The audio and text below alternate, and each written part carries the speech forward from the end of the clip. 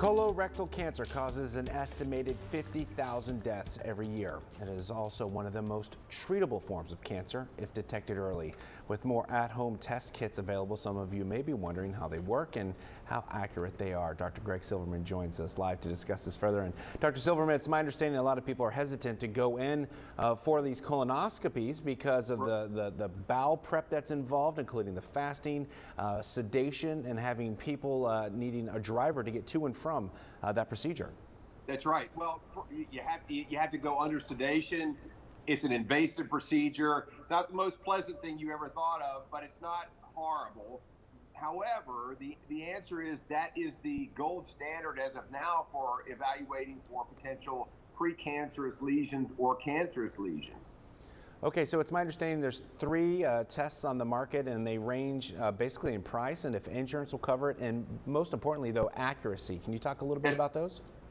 That's right. Well, they're all a little bit different. Some of them work by a different type of genetic testing, but they all basically look for types of cells. That is either the types of cells that are shed by large polyps or the types of cells that can't have cancer or blood. And if they notice any of those, it's a red flag, and they're read as positive, basically.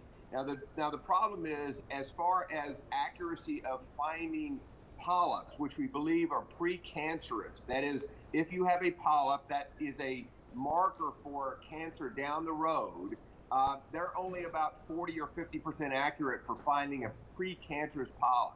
They're pretty good at finding cancer cells. That is, if you have cancer or a small cancer, they're pretty good at that. They're about 93 or 94% accurate at that.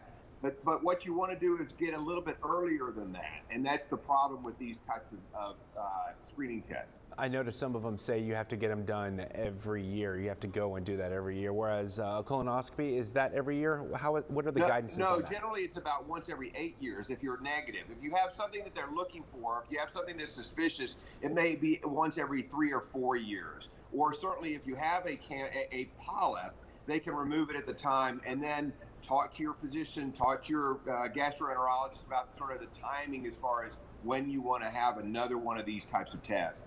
The other thing about the screening tests, the screening the types of tests, is that if you have a high risk of cancer, that is, if you have a family history of cancer, or if you have a type of polyposis, that is, where you have a lot of polyps in your colon, these are not the tests for you. What you really, on those, you really have to go get the colonoscopy. So there are some people out there that really don't qualify for these kind of screening tests. Wonderful. We know it's somewhat of an unpleasant discussion, but it's one that Right. if you can deal with a little bit of unpleasantness and it saves your life, let's have that conversation. Dr. Silverman, always a pleasure visiting with you. Thank you for getting up so early to be with our viewers. Simply send us a text if you have a question for Dr. Silverman to 361-855-6397.